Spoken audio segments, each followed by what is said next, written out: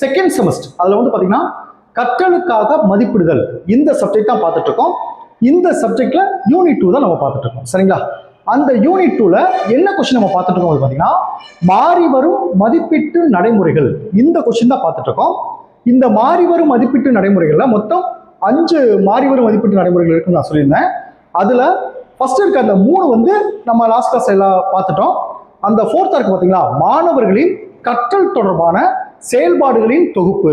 இதைத்தான் இன்னைக்கு நம்ம பார்க்க போறோம். சரிங்களா? இந்த கொஸ்டின் வந்து ரொம்ப ரொம்ப முக்கியமான கொஸ்டின். இந்த கொஸ்டின் வந்து உங்களுடைய மேஜர் சப்ஜெக்ட்ல யூனிட் 5ல இந்த கொஸ்டின் அப்படியே இருக்கும். ஸோ இந்த ஒரு கொஸ்டின் நீங்க படிச்சுட்டீங்கன்னா உங்களுடைய மேஜர் சப்ஜெக்ட்லையும் அந்த யூனிட் 5ல இந்த கொஸ்டின் இருக்கும், அது படிச்ச மாதிரி ஆயிடும். சரிங்களா? இப்போ அந்த கொஸ்டின் நம்ம கிளாஸ் எடுக்கிறதுக்கு முன்னாடி நம்மளுடைய இந்த BEd first year second semester கிளாஸ்ல புதுசா ஜாயின் பண்றதுக்கு நிறைய பேர் கால் பண்றீங்க. நீங்க எப்படி ஜாயின் பண்ணணும்னா என்னுடைய மொபைல் நம்பர் 9159084262 இந்த நம்பருக்கு நீங்க கால் பண்ணுங்க. நம்முடைய கிளாஸ்ல நீங்க எப்படி ஜாயின் பண்ணலாம் சொல்லி நான் உங்களுக்கு டீட்டெயிலாக சொல்லிடுவேன். அதே மாதிரி புதுசா ஜாயின் பண்ணவங்களுக்கும் நான் இது வரைக்கும் நடந்த அந்த பழைய கிளாஸ் நோட்ஸ் எல்லாமே அனுப்பிச்சு வச்சிருவேன். நான் அனுப்புற நோட்ஸ் வந்து பாத்தீங்கன்னா நீங்க எக்ஸாமுக்கு எப்படி எழுதணுமோ அந்த மாதிரி இருக்கும். எல்லாமே நான் பாயிண்ட் வைஸா கொடுத்து முக்கியமான விஷயத்துல உங்களுக்கு பாக்ஸ் போட்டு கொடுத்துருப்பேன். ஸோ நீங்க கிளாஸை கவனிச்சுட்டு நான் அனுப்புற நோட்ஸ் படிச்சீங்கன்னா உங்களுக்கு ரொம்ப ஈஸியா இருக்கும். சரிங்களா? ஸோ ஜாயின் பண்ண விருப்பப்படுறவங்க என்னுடைய மொபைல் நம்பருக்கு கால் பண்ணி டீட்டெயிலாக கேட்டு நம்முடைய கிளாஸ்ல நீங்க ஜாயின் பண்ணிக்கலாம். சரிங்களா? ஓகே, இப்போ பாருங்க கொஸ்டின் பாருங்க. மாணவர்களின் கற்றல் தொடர்பான செயல்பாடுகளின் தொகுப்பு இந்த கொஸ்டின் தான் பார்க்க போறோம். சரிங்களா? இதுல பாருங்க, கற்றல் தொடர்பான செயல்பாடுகளின் தொகுப்பு. தொகுப்புன்னா என்ன சொல்லுவோம்? எல்லாரும் சேர்ந்ததை மொத்தமா இருக்கிறது தான் தொகுப்புன்னு சொல்லுவோம். இதுல பாருங்க, கற்றல் தொடர்பான செயல்கள். கற்றல் தொடர்பான செயல்கள் என்ன சார்? சார் எக்ஸாம் எழுதுறோம், மார்க் போடுறோம், அது மதிப்பெண். அதை தவிர்த்துட்டு கற்றல் தொடர்பான செயல்பாடுகள்லாம் என்னென்ன சார் இருக்கு அப்படி பார்த்தீங்கன்னா, இப்போ உங்களுக்கே தெரியும், இப்போ எக்ஸாம் வந்து நீங்க 70 மார்க் எடுக்கிறீங்க, 30 மார்க் வந்து காலேஜில் கொடுக்குறாங்க. அந்த இன்டர்னல் மார்க் வந்து 30 மார்க் காலேஜில் கொடுக்குறாங்க. அந்த 30 மார்க் எதை வச்சு கொடுக்குறாங்க? நீங்க எத்தனை அசைன்மெண்ட் சப்மிட் பண்ணிருக்கீங்க, எத்தனை செமினார் கிளாஸ் எடுத்திருக்கீங்க, உங்களுக்கு அட்டெண்டன்ஸ் எப்படி இருக்கு, எல்லாமே பார்த்து தானே அந்த 30 மார்க் எவ்வளவு மதிப்பு சொல்லி கொடுக்குறாங்க. அதுதான் கற்றல் தொடர்பான செயல்பாடுகள். இதே இது பள்ளியில் எடுத்துட்டீங்கன்னா கட்டுரை எத்தனை கட்டுரை எழுதியிருக்கான், அசைன்மெண்ட் எத்தனை அசைன்மெண்ட் சப்மிட் பண்ணியிருக்கான், வீட்டில் கொடுத்த அந்த ஒப்படைப்புகள் அதெல்லாம் கரெக்டாக பண்ணியிருக்கானா, இதெல்லாம் பார்த்து தானே உங்களுக்கு மதிப்பு கொடுப்பாங்க. ஸோ மாணவர்களை வந்து அந்த தேர்வு எழுதி மதிப்பெண் கொடுக்க மாட்டீங்க, அதை தவிர்த்துட்டு அது தொடர்பான அந்த கற்றல் தொடர்பான எல்லா செயல்பாடுகளையும் தொகுத்து ஒரு ஆல்பமா தயாரித்து வச்சிருக்கிறது தான் இந்த கற்றல் தொடர்பான செயல்பாடுகளின் தொகுப்பு அப்படின்னு சொல்லிடலாம். சரிங்களா? உங்களுக்கு தேவை சார் இது எதுக்கு சார் நம்ம நோட் பண்ணி வச்சிருக்கோம்? இப்போ வந்து உங்களுக்கு 30 மார்க் வந்து ஒரு ஆசிரியர் கேட்குறாங்க, இந்த மாணவருக்கு 30க்கு வந்து 28 மார்க் எதனால கொடுத்தீங்க அப்படின்னு கேட்டானா அந்த ஆசிரியர் சொல்ல முடியும், சார் இவன் இத்தனை அசைன்மெண்ட் சப்மிட் பண்ணியிருக்கான், இத்தனை செமினார் கிளாஸ் எடுத்து வச்சிருக்கான் அப்படி தெரிஞ்சுக்கிறோம். ரெண்டாவது, மாணவர் நீங்களே வந்து ஓகே நம்மளால இத்தனை செமினார் எடுக்க முடியும், நம்மளால இத்தனை அசைன்மெண்ட் சப்மிட் பண்ண சொல்லி உங்களை பத்தி உங்களுக்கு தெரிஞ்சுக்கிறோம். ஸோ இதுதான் என்னன்னு பார்த்தீங்கன்னா இந்த மாணவர்களின் கற்றல் தொடர்பான செயல்பாடுகளின் தொகுப்பு அப்படின்னு சொல்லுவாங்க. சரிங்களா? இப்போ நான் சென்டென்ஸா சொல்றேன் பாருங்க, கிளாஸை கவனிச்சிருங்க, கவனிச்சு உங்களுக்கு ஈஸியா புரியும். இப்போ ஃபர்ஸ்ட் பாருங்க, கற்றல் தொடர்பான செயல்பாடுகளின் தொகுப்பு. இதுல ஃபர்ஸ்ட் பாருங்க, சமுதாயம் சார்ந்த செயல் திட்டம் ஒன்றை மதிப்பிடுவதற்கான கருவியாக செயல்பாட்டு தொகுப்பை கருதுவது. பாருங்க, சமுதாயம் சார்ந்த செயல் திட்டம் ஒன்றை, அதனால சார் சமுதாயம் சார்ந்த செயல் திட்டம் ஒன்றை மதிப்பிடுவதற்கான கருவியாக செயல்பாட்டு தொகுப்பை கருதும் போது, இந்த செயல்பாட்டு தொகுப்பு வந்து சமுதாயம் சார்ந்ததுன்னு சொல்றாங்க. இப்போ ஒரு எக்ஸாம்பிள் சொல்றேன் பாருங்க, அது பாருங்க உங்களுக்கு ஈஸியா புரியும். இந்த எக்ஸாம்பிள் பாருங்க, இப்போ வந்து நீங்க வந்து இந்த நெகிழிப்பை பயன்பாட்டை குறித்து ஒரு விழிப்புணர்வுக்காக ஒரு ப்ராஜெக்ட் ரெடி பண்ண சொல்றாங்க வச்சுங்க. ஒரு ஆசிரியர் ஒரு மாணவனை வந்து ரெடி பண்ண சொல்றாரு. சரிங்களா? இது வந்து ஒரு சமுதாயம் சார்ந்த ஒரு விஷயம், அதோடைய செயல்பாட்டு தொகுப்பு. அதுல என்னென்ன முக்கியமான விஷயம் இருக்கணும்? ஒன்று பாருங்க, திட்டத்தின் நோக்கம். இந்த நெகிழிப்பை பயன்படுத்தக்கூடிய ப்ராஜெக்ட் எடுக்கிறதுக்கான நோக்கம் என்ன? இதை மக்கள் பயன்பாட்டை குறைக்கணும், நெகிழிப்பை பயன்பாட்டை குறைக்கணும், கம்ப்ளீட்டா நிறுத்தணும். இதனால வந்து சுற்றுப்புற சூழலுக்கு எவ்வளவு கெடுதல் வருது, அதாவது அந்த கெடுதலை வந்து குறைக்கணும், மக்கள் நெகிழி பயன்பாட்டை குறைக்கணும். இதுதான் நோக்கம், இந்த ப்ராஜெக்ட் நோக்கம். அது தெரிஞ்சிருக்கணும். அடுத்து பாருங்க, ஆவண குறிப்புகள். இப்போ வந்து நான் சொல்றேன், இப்போ நீங்க வந்து 3rd செமஸ்டர்ல ஸ்கூல் ட்ரைனிங் போறீங்க. ஸ்கூல் ட்ரைனிங் போகும்போது 80 நாள் ட்ரைனிங் போறீங்க. அந்த 80 நாளும் நீங்கள் ஸ்கூல் ட்ரைனிங் போகும்போது அதுக்கான சர்டிஃபிகேட் வந்து நம்ம போன ஸ்கூல் வந்து கொடுப்பாங்க. அதை காலேஜில் சப்மிட் பண்ணணும். 80 நாள் நீங்கள் கிளாஸ் எடுத்திருப்பீங்க, அந்த கிளாஸுக்கான லெசன் பிளானையும் காலேஜில் சப்மிட் பண்ணணும். அந்த கிளாஸ் எடுக்கும்போது மாணவர்களுக்கு வந்து டீச்சிங் எய்டு பயன்படுத்திருப்பாங்க, அந்த டீச்சிங் எய்டையும் நீங்கள் காலேஜில் சப்மிட் பண்ணணும். என்னென்ன டீச்சிங் எய்டெல்லாம் பயன்படுத்துறதுன்னு சப்மிட் பண்ணணும். மாணவர்களுக்கு எப்படி எப்படிலாம் சொல்லிக் கொடுக்குதுன்னு சப்மிட் பண்ணணும். அதே மாதிரி நம்ம ட்ரைனிங் போகும்போது நம்ம அங்கே இருக்க கைட் டீச்சர் வந்து நம்ம கிளாஸ் எடுத்திருப்பாரு, அவங்க என்னென்ன கிளாஸ் எடுத்து எல்லாமே நம்ம சப்மிட் பண்ணோம். இப்போ வாயால் நான் 80 நாள் ட்ரைனிங் போனேன் அப்படி சொன்னால் ஒத்துக்குருவாங்களா? அதுக்கான சர்டிஃபிகேட் இருக்கணும், அதுக்கான ப்ரூஃப் எல்லாமே இருக்கணும். அதே தான் என்னன்னு பார்த்தீங்கன்னா இந்த சமுதாயம் சார்ந்த செயல் திட்டம் அதுலேயே வரும். சரிங்களா? இப்போ பாருங்க, நெகிழிப்பை ஃபர்ஸ்ட் திட்டத்தின் நோக்கம் பாருங்க. ஃபர்ஸ்ட் ஒன்னா சொன்ன திட்டத்தின் நோக்கம் பாருங்க. எங்கள் கிராமத்தில் உள்ள கடைகளில் பிளாஸ்டிக் பைகளை தவிர்த்து துணிப்பைகளை பயன்படுத்த வைப்பது என்ற தலைப்பில் ஒரு சிறிய முன்னுரை ரெடி பண்றேன். ரெண்டாவது பாருங்க, ஆவண குறிப்புகள். அதுக்கு என்ன செய்யறேன்? ஊர் மக்களிடம் எத்தனை பேர் பிளாஸ்டிக் பயன்படுத்துகிறார்கள் என்று எடுக்கப்பட்ட கணக்கெடுப்பு தாள், அது எத்தனை பேர் பயன்படுத்துறாங்க அந்த கணக்கெடுப்பு இருக்கணும். மூணாவது பாருங்க, பதிவு செய்யப்பட்ட காட்சிகள். கடைக்காரர்களிடம் மாணவர் பேசும் புகைப்படங்கள், கிராம கூட்டத்தில் அவர் விழிப்புணர்வு உரையாற்றும் வீடியோ, அந்த பதிவு இருக்கணும். அடுத்து பாருங்க முன்னேற்ற அறிக்கை. ஆரம்பத்தில் பாருங்க, கிராமத்தில் 10 கடைகளில் பிளாஸ்டிக் இருந்தது, இறுதியில் மாணவரின் முயற்சியால் 6 கடைகள் துணிப்பைகளுக்கு மாறிவிட்டன என்ற அதிகாரப்பூர்வ தகவல். இந்த முன்னேற்றம் இருக்கணும். இது எல்லாமே பதிஞ்சு வைக்கணும். இதுதான் சமுதாயம் சார்ந்த செயல் திட்டம் சொல்லுவாங்க. இந்த திட்டத்தின் நோக்கம், ஆவண குறிப்பு, பதிவு செய்யப்பட்ட காட்சிகள், முன்னேற்ற அறிக்கை. இதை கொண்டு போய் ஆசிரியர்கிட்ட சமர்ப்பிக்கணும். ஆசிரியர் அந்த இதெல்லாம் பார்த்துட்டு தான் உண்மையிலேயே சர்வே பண்ணியிருக்கான், இதனால பயன் இருந்திருக்கு அப்படின்னு சொல்லி அவங்க மார்க் கொடுப்பாங்க. அதே மாதிரி தான் மாணவர்கள் கற்றல் தொடர்பான செயல்பாடுகளை நிறைய கட்டுரைகள் எழுதியிருக்கான், நிறைய ஒப்படைப்புகள் செஞ்சிருக்கான், கற்றல் தொடர்பான அந்த வரலாற்று குறிப்புகள்லாம் குறிப்பெடுத்து வச்சிருக்கான். இந்த மாதிரி கொடுத்து மாணவர்களுக்கு மதிப்பிடுறது தான் இந்த மாணவர்களின் கற்றல் தொடர்பான செயல்பாடுகளின் தொகுப்பு. இப்போ உங்களுக்கு புரிஞ்சிருச்சா? இப்போ பாருங்க, பெற்றோர் இப்ப ஆசிரியர் வந்து மாணவர்களுக்கு வந்து அது ஆல்பமா ரெடி பண்றாரு. என்னன்னா அவனோட கற்றல் தொடர்பான செயல்பாடு ரெடி பண்ணி வச்சிருக்காரு. இது எதுக்காக பாருங்க, பெற்றோருக்கும் கல்வியாளருக்கும் தெரியப்படுத்த கற்றல் நிகழ்ந்த விதம் குறித்து மாணவர் வந்து பல்வேறு கற்றல் செயல்பாடுகளை ஆவணப்படுத்தி தொகுத்திட முடியும். ஏன் தொகுத்து வைக்கிறாங்க? பெற்றோருக்கும் கல்வியாளருக்கும் தெரிவிக்க. அடுத்து பாருங்க, எழுத்து வடிவிலான மதிப்பெண்களை தவிர கற்றலின் போது மாணவர்கள் மேற்கொண்ட பல்வேறு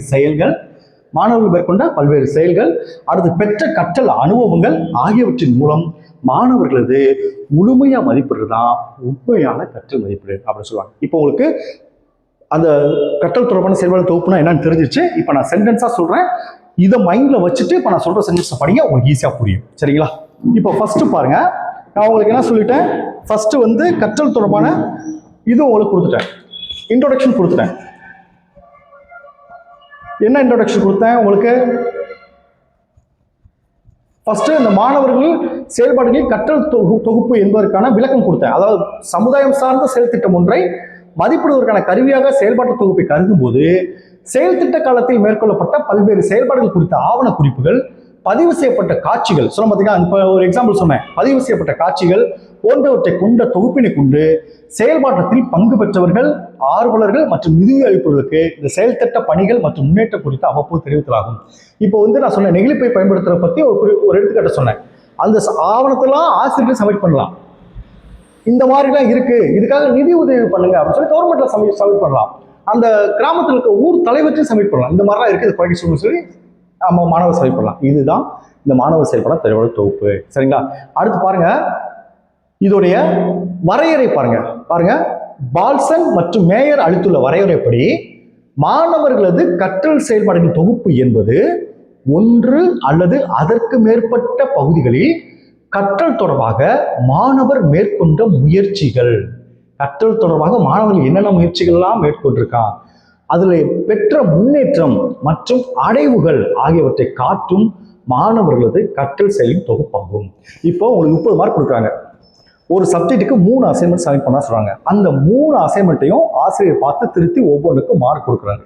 இதுதான் என்ன சொல்றேன்னா, அந்த கற்றல் தொடர்பான மாணவர்கள் மேற்கொண்ட முயற்சி, அந்த இதில் முன்னேற்றம், அந்த அடைவுகள், ஆசிரியர் கொடுத்த மதிப்பெண்படி அந்த முன்னேற்றம் ஏற்படுது அப்படின்னு சொல்றாங்க. சரிங்களா? அடுத்து பாருங்க, 3வது தலைப்பு பாருங்க, கற்றல் செயல்பாடுகளின் தொகுப்பை கொண்டு கற்றல் தேர்ச்சியை மதிப்பிடுதல். இந்த செயல்பாடுகளை கொண்டு கற்றல் தேர்ச்சி எப்படி சார் மதிப்பீடு செய்ய முடியும் அப்படி பார்த்தீங்கன்னா, ஃபர்ஸ்ட் ஒன்று பாருங்க, ஆசிரியர் தெரிவு செய்தல். என்ன சார் ஆசிரியர் தெரிவு செய்றாரு? முதல் பாயிண்ட் பாருங்க, மாணவர்களுக்கு கற்பிக்கப்பட்ட குறிப்பிட்ட பாடப்பகுதியில் மாணவர்கள் மேற்கொள்ளக்கூடிய பல்வேறு கற்றல் தொடர்பான செயல்களை செயல்பாடுகளை ஆசிரியர் தெரிவு செய்கிறார். ஒரு பாடம் நடத்திட்டோம், இது சம்பந்தமா அசைன்மெண்ட் கொடுக்குறோம், இது சம்பந்தமா அவனுக்கு வந்து செமினார் எடுக்க சொல்றோம்னா அதுதான் பாருங்க, மாணவர்களுக்கு கற்பிக்கப்பட்ட ஒரு பாடப்பகுதியில் ஆசிரியர் சொல்லிக் கொடுத்த பகுதியிலிருந்து மாணவர் மேற்கொள்ளக்கூடிய பல்வேறு கற்றல் தொடர்பான செயல்பாடுகளை ஆசிரியர் தெரிவு செய்கிறார். இதெல்லாம் மாணவர்கிட்ட கொடுக்கணும்னு சொல்லி தெரிவு செய்கிறார். என்ன பாருங்க, செயல்பாடுகளை பட்டியலிடுதல். அதனால சார் செயல்பாடுகளை பட்டியலிடுதல் மதிப்பிடல் நோக்கங்களின் அடிப்படையில் தெரிவு செய்யப்பட்ட கற்றல் தொடர்பான செயல்பாடுகளை பட்டியலிடுதல். ஃபர்ஸ்ட் என்னென்னலாம் கொடுக்கணும், ஃபர்ஸ்ட் 2 அசைன்மெண்ட், அடுத்து 2 செமினாரு, அந்த மாதிரி பிளான் பண்றது. அடுத்து பாருங்க, மாணவர்களுக்கு தெளிவுபடுத்தல். அதாவது என்ன தெளிவுபடுத்தினா, ஒவ்வொன்றுக்கும் எவ்வளவு மதிப்பெண் கொடுக்கப்படும், உங்களுடைய செயல்பாடு எப்படி இருக்கணும், மாணவர்களுக்கு தெளிவுபடுத்தணும். அதான் பாருங்க, கற்றல் தொடர்பான மேற்கொள்ளக்கூடிய பல்வேறு செயல்பாடுகள், அவை ஒவ்வொன்றின் நோக்கம் மற்றும் மதிப்பிடுவதற்கான அடிப்படை ஆகியவற்றை மாணவர்களுக்கு தெளிவுபடுத்துகிறார். அடுத்து உரிய மதிப்பெண் அளித்தல். பாருங்க, குறிப்பிட்ட கால அளவில் மாணவர்களின் கற்றல் தொடர்பான செயல்பாடுகளை ஆசிரியர் ஆராய்ந்து தமது மதிப்பீட்டு நோக்கத்தை கருத்தில் இருத்தி ஏற்கனவே மாணவர்களுக்கு தெளிவுபடுத்திய மதிப்பீட்டு அடிப்படையை பயன்படுத்தி மாணவர்கள் கற்றலை மதிப்பிட்டு உரிய மதிப்பெண் வழங்குகிறார். உதாரணத்துக்கு பாருங்க, இப்ப பள்ளி அறிவியல் ஆசிரியர் வந்து மாணவர்கள் வந்து நியூட்டன் இயக்க விதிகள் என்னும் பாடத்தில் இடம்பெற்றுள்ள கருத்துக்களை எந்த அளவு கண்டறிந்துள்ளோம் என்பதை ஒவ்வொருவரது கற்றல் செயல்பாடு தொகுப்பை கொண்டு பின்வருவான் மதிப்பிடலாம். இப்போ வந்து நியூட்டனின் விதிகள் வந்து ஆசிரியர் நடத்திட்டாரு, இதை மாணவர்கள் எந்த அளவுக்கு புரிஞ்சிருக்காங்க, அவங்களுடைய இது தொடர்பான செயல்பாடுகள் என்னென்ன இருக்கு, அதை ஆராய்ச்சி மதிப்பு இருக்குன்னு பிளான் பண்ணிட்டாங்க. என்னென்ன சொல்லுவாங்க, ஒண்ணு பாருங்க, நியூட்டனின் இயக்க விதிகளை மாணவர்கள் தமது மொழி நடையில் வெளிப்படுத்துதல், மொழி நடையில வார்த்தை மூலமா வெளிப்படுத்துறது. 2 பாருங்க, அவ ஒவ்வொன்றின் நடைமுறை பயனுக்கு எடுத்துக்காட்டுகள் தர, ஒவ்வொன்றுக்கும் எடுத்துக்காட்டுகள் தர சொல்றாரு. அடுத்து பாருங்க, ஒவ்வொரு இயக்க விதியும் விளக்குவதற்கான எளிய துணை கருவிகளை டீச்சிங் எய்ட உருவாக்க சொல்றாங்க. அடுத்து பாருங்க, ஒவ்வொரு இயக்க விதியும் செயல்படாமல் இருந்தால் என்னென்ன நிகழக்கூடும் என்பதை விளக்கும் கட்டுரை தயாரிக்க சொல்றாங்க. அடுத்து பாருங்க, நியூட்டனின் இயக்க விதிகளை படம் வரைந்து விளக்குதல். இது போன்ற மாணவர்களுக்கு வந்து கற்றல் தொடர்பான செயல்பாடுகள் ஆசிரியர் கொடுக்கிறாரு. இப்போ உங்களுக்கு புரிஞ்சுச்சா? இதே பாருங்க, மொழி பாடத்துல எடுத்துக்கிட்டா என்ன சொல்லுவாங்க, ஒண்ணு பாருங்க, கருத்துக்களை தெளிவுற வெளிப்படுத்தும் திறன். மொழி பாடம் வந்து தமிழ் ஆங்கிலம் மொழி படம் கருத்துக்கள் முக்கியம், அது எப்படி வெளிப்படுத்துறாங்க அதை வச்சு மதிப்பிடு அடுத்து பண்ணுவாரு. 2 பாருங்க, பெற்றிடும் தகவல்களுக்கு சரியான பொருளும் திறன். அவன் ஒரு செயலை படிக்கிறான், எக்ஸாம்பிள் ஒரு செயலை படிக்கிறான்னா அது எப்படி கரெக்டா பொருள் வந்திருக்கான் அதை சொல்றது. 3வது, ஒப்பிட்டு சீர்தூக்கி காட்டும் திறன். ஒவ்வொன்றுக்கும் ஒரு ஒப்பிட்டு அது எப்படி சீர்தூக்கி காட்டுறான். அடுத்து குழு கலந்துரையாடலில் பங்கு பெறும் திறன். அடுத்து குழுவாக செயல்படும் திறன். இதெல்லாம் எப்படி இருக்கு, இதோடு தொடர்புடையது என்னென்ன இருக்கு, மாணவர்கள் பேச்சுகள் பதிவு செய்யப்பட்ட ஒளித்தகடுகள், கட்டுரைகள், கருத்தரங்கு உரைகள், செயல் திட்ட அறிக்கைகள், எழுத்து தேர்வின் விடைத்தாள்கள், கவிதைகள். இதெல்லாம் மாணவர்களுடைய தொடர்பான கற்றல் செயல்பாடுகள் அப்படின்னு சொல்லுவாங்க. இதைத்தான் ஆசிரியர் மதிப்பிடுறாரு. சரிங்களா? அடுத்து பாருங்க, 4வது தலைப்பு பாருங்க, மாணவர்களது கற்றல் தொடர்பான செயல்பாடுகள் தொகுப்பை கொண்டு கற்றலை மதிப்பீடு செய்வதை வடிவமைத்தல். எப்படி ஆசிரியர் அந்த மாணவருடைய கற்றல் தொடர்பான செயல்பாடுகளை எப்படி மதிப்பிடுறாரு, அது எந்த மாதிரி வடிவமைக்கணும் அப்படி பார்த்தீங்கன்னா அதுல 3 விதமா வடிவமைப்பாரு. ஃபர்ஸ்ட் நோக்கம். இந்த கற்றல் தொடர்பான செயல்பாடு ஒன்று செய்யறாங்க, அதோடைய நோக்கம் என்ன? நான் சொன்னேன் நெகிழிப்பையை பயன்படுத்தி இருக்க நோக்கம் என்ன சொன்னேன், அந்த நெகிழிப்பையோட பயன்பாட்டு வந்து குறையணும், குறைஞ்சா தான் அதனால சுற்றுச்சூழல் ஏகப்பட்ட பாதிப்புகள் வருது, அது குறைஞ்சா சுற்றுச்சூழல் நல்லா இருக்கும். இதுதான் முக்கிய நோக்கம். 2வது பாருங்க, மதிப்பிடுவது அடிப்படைகள். எப்படி அது மதிப்பிடுவது அடிப்படை என்ன அப்படின்னு தெரிஞ்சுக்கணும். 3வது, மதிப்பீடு செய்வதற்கு அளிக்கப்பட்ட சான்றுகள். ஒவ்வொன்றும் மதிப்பிட்டு சான்று கொடுக்கணும்ல, அது முக்கியம். ஃபர்ஸ்ட் ஒன்று பாருங்க, நோக்கம். மாணவர்கள் கற்றல் செயல்பாட்டு தொகுப்பினை உருவாக்கிய நோக்கத்தை தெளிவுபடுத்துவதே முதல் படிதான். இந்த டீச்சிங் எய்டு நீங்க பண்ற இந்த கற்றல் தொடர்பான செயல்கள் பண்றேன்னா இதுக்காகத்தான் நீ பண்ற அப்படின்றத அவன் தெளிவுபடுத்தணும். உதாரணமாக, மாணவர்கள் கற்றல் செயல்பாட்டு தொகுப்பை உருவாக்கிடும் முன் பாருங்க, அது மாணவர்கள் வந்து கற்றல் முன்னேற்றத்தை அளவிட, உன்னுடைய கற்றல் முன்னேற்றத்தை அளவிடுவதற்கு 2 பெற்றோர்களுக்கு அறிவித்தல், மாணவர்கள் சிறப்பு தேவைகளை அறிந்திடல் மற்றும் அவற்றை வழங்கிடுவதற்கான பொறுப்புடைமை தீர்மானத்தில். ஒரு கற்றல் தொடர்பான செயல்பாடு செய்யறான், அதுக்கு தேவையான அவனுக்கு கருவிகள்லாம் செய்து கொடுக்கலாம். சரிங்களா? அர்த்தம் சொல்றாங்க. அடுத்து பாருங்க, 2 பாருங்க, மதிப்பிடுதல் அடிப்படைகள். மதிப்பிடுதல் அடிப்படைகள் என்ன சார், ஒரு 3 பாயிண்ட் இருக்கு பாருங்க. மாணவர்களது கற்றல் செயல்பாட்டை தொகுப்பின் இலக்கு நிர்ணயிக்கப்பட்ட பின் சிறந்த செயல்பாடு என்று தீர்மானிக்கப்படுவதற்கான அடிப்படைகள் எவை என்பது தீர்மானிக்க வேண்டும். இதை நீ பண்ணது சிறந்தது அப்படின்னு சொல்றதுக்கான ஒரு அடிப்படை இருக்கும்ல. இப்போ வந்து நீ வந்து 100 பேர்கிட்ட வந்து இந்த நெகிழிப்பை பயன்படுத்த பத்தி நீ வந்து நேர்முகத்தில் ஈடுபட்டிருக்கேன்னா அந்த 100 பேர் தான் அது சிறந்தது அப்படின்றது. அதை விட கம்மியா இருக்குன்னா சுமார்னு சொல்லுவாங்க. அடுத்து பாருங்க, இவற்றை கருத்தில் கொண்டு செயல்பாட்டு தொகுப்பில் இடம்பெறுவது தெரிவு செய்யப்படும். அடுத்த பாயிண்ட் பாருங்க, செயல்பாட்டு தொகுப்பின் உள்ளடக்க கூறுகளே இலக்குகள் எழுதப்பட்டதற்கான சான்றுகளாக அமைந்திருக்கின்றன. 3வது பாருங்க, மதிப்பீட்டு சான்றுகளை சேகரித்தல். பாருங்க, பல்வேறு இடங்களிலிருந்து மதிப்பீட்டு சான்றுகளை சேகரித்தல் அவசியமாகிறது. அவற்றில் முக்கியமானவை வந்து பாருங்க, இப்போ மாணவர்கள் வந்து படைப்புகள் வந்து சான்று இருக்கணும், என்ன இருக்கணும், எழுதிய கட்டுரைகளை சேமிச்சு வச்சுக்கணும், உருவாக்கிய எளிய கற்றல் துணைக்கருவிகள் டீச்சிங் எய்ட வச்சிருக்கணும். ஒளித்தகடுகள், அவன் பயன்படுத்த டீச்சிங் எய்டு, ஒளிக்காட்சிகள், பயன்படுத்திய வீடியோ, பாடத்தொகுப்புகள் போன்றவற்றை எல்லாம் சேர்த்து வச்சுக்கணும். அடுத்து பாருங்க, மாணவர்கள் செய்து கண்டறிந்தவை. ஏதாவது இப்போ செயலில் பண்ண நெகிழிப்பு எக்ஸாம் சொன்னல, அதான் பாருங்க, மாணவர் மேற்கொண்ட செயல் திட்டம், ப்ராஜெக்ட், லாஸ்ட் கிளாஸ் நம்ம அதுதான் குறித்த அறிக்கை மேற்கொண்ட நேர்காணலில் பதிவு செய்தல். அடுத்து ஒப்பளிப்புகள், அதான் அசைன்மெண்ட் அந்த மாதிரி கூட சொல்லலாம். அதே மாதிரி தான் எல்லாம் வரும். அடுத்து அஞ்சாவது பாருங்க, மாணவர்கள் கற்றல் செயல்பாடுகளின் தொகுப்பை பயன்படுத்தி கற்றலை மதிப்பிடுதல். இந்த இப்படி மதிப்பிடுதல் என்னென்ன நன்மைகள் இருக்கு? முதல் பாயிண்ட் பாருங்க, ஒரு குறிப்பிட்ட கால அளவில் மாணவர்கள் கற்றலை பல்வேறு வழிமுறைகளில் மதிப்பிட உதவுகிறது. 2 பாருங்க, பாடப்பகுதிகளில் மாணவர்கள் பெற்ற கற்றல் அடைவை உண்மை சூழலில் மதிப்பிட எழுத்து வடிவிலான சோதனை காட்டிலும் சிறந்த வழிமுறையா இருக்குது. இப்போ நேரடியாக நெகிழிப்பை பயன்படுத்துறது குறித்து நேரடியாக மக்கள்கிட்ட போய் அதை தெரிஞ்சுக்கலாம். 3ஆவது பாயிண்ட் பாருங்க, கற்றல் தொடர்பான மாணவர்களது பலம் மற்றும் பலவீனங்களை ஆசிரியர், மாணவர் மற்றும் பெற்றோர் எளிதில் மதிப்பீட்டறிய வழிவகை செய்கிறது. 4ஆவது பாயிண்ட் பாருங்க, மாணவர்கள் தமது கற்றலை விவரித்து கூறுவதற்கு பதில் செய்து காட்டிட வாய்ப்பளிக்கிறது. 5ஆவது பாயிண்ட் பாருங்க, மாணவர்கள் சுயசார்புடனும் சுயநெறிப்படுத்திக் கொள்ளும் கற்போராகவும் திகழ தேவைப்படும் ஆற்றல்களை உருவாக்கி கொள்ள உதவுகிறது. 6 பாருங்க, மாணவர் தாம் கற்றறிந்ததை பல்வேறு படைப்பாக்க வழிமுறைகளை பயன்படுத்தி பிறரோடு பகிர்ந்து கொள்ள ஊக்கமளிக்கிறது. 7 பாருங்க, கற்றல் தொடர்பான மாணவர், பெற்றோர் மற்றும் ஆசிரியர் ஆகியோருடைய உள்ள தொடர்பினை மேம்படுத்துகிறதுன்னு சொல்லுவாங்க. லாஸ்ட் பாயிண்ட், இதோடைய குறைகள் என்ன அப்படின்னு பார்த்தீங்கன்னா, முதல் குறை, இது மாணவர்கள் கற்றல் தரத்தை மதிப்பிடுவதை தவிர தேர்ச்சி அளவை மதிப்பிட அதிகம் பயன்படுத்தப்படுவதில்லை. 2 பாருங்க, குறிப்பிட்ட பாடப்பகுதிகளில் மாணவர்கள் கற்றிடுவதற்கு பல்வேறு செயல்களை அமைத்து அவற்றில் ஒவ்வொரு மாணவரும் செயல்படும் விதத்தை ஆசிரியர் மதிப்பிடுவதற்கு அதிக நேரம் தேவைப்படுகிறது. 3 பாருங்க, அதிக எண்ணிக்கையில் மாணவர்களை கொண்ட வகுப்பறைகளில் மாணவர்கள் செயல்பாடு தொகுப்பை கொண்ட கற்றலை மதிப்பிடுவது என்பது நடைமுறை சாத்தியமற்றது. 4 பாருங்க, மாணவர்கள் கற்றலை மதிப்பிடுவதற்கான அடிப்படைகளை ஒவ்வொரு ஆசிரியரும் உருவாக்கிக் கொள்வது கடினமாக செயலாக விளங்கக்கூடும்.